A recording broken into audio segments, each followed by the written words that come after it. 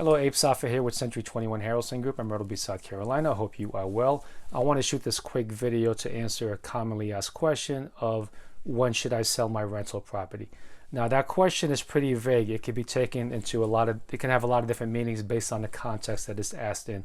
For this particular video, we're going to focus on it's in the context of, hey, I've got a rental property that I've got rented out there. I'm debating whether I want to sell it or not. Should I keep it or sell it? What do you recommend?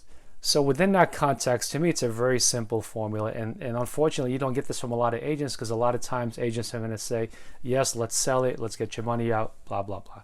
So here's what I look at when it comes to a property like that. First of all, it's an investment. So we've got to become detached from it's a house, it's a condo. I've owned it for so long. You got to forget all those things. It's an investment. That's all it is. So what you want to look at, and I help my clients go through this, so we actually look at the numbers. Okay, do you have a mortgage, number one? How much equity is in the property?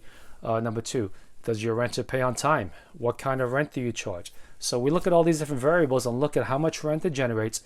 Look at all your expenses, meaning mortgage, your property taxes, which as an investment property are going to be pretty significantly higher than if they would if it was a primary residence. How much rent do you collect?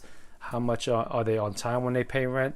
And what's your HOA dues and other expenses? So we look at all that data, and at the end of the day, what we're trying to figure out is what is your net on that investment, meaning that for you owe. It's worth, let's just say it's worth $150,000. You're collecting rent. We subtract the expenses, subtract the HOA dues, which is significantly high usually if it's a condo, and then see what that number is. And we look as a net number what percentage it is of what the property is worth. So to us, that's your return on investment. So when we look at that number, the next thing we look at is, okay, if you were to sell this property, what would you do, right?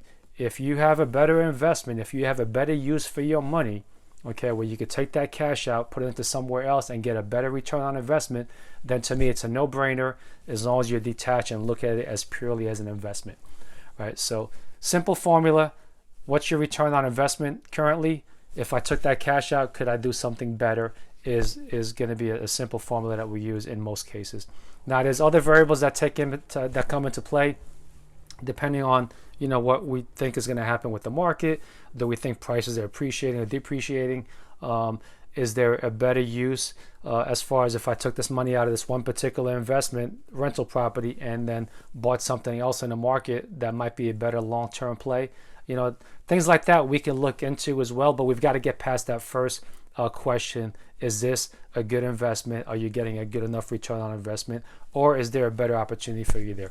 That should answer the case for most of you. You can run your numbers and see what kind of return you get. Make sure you look at the net number. Make sure you subtract roughly 10% to cover repairs and expenses and things like that, because things will happen, whether it's the HVAC system, whether it's new flooring, things like that will happen. So run those numbers, see what you think. I'm here to answer any question that you might have and be able to guide you in any direction that you need. 843-360-2145.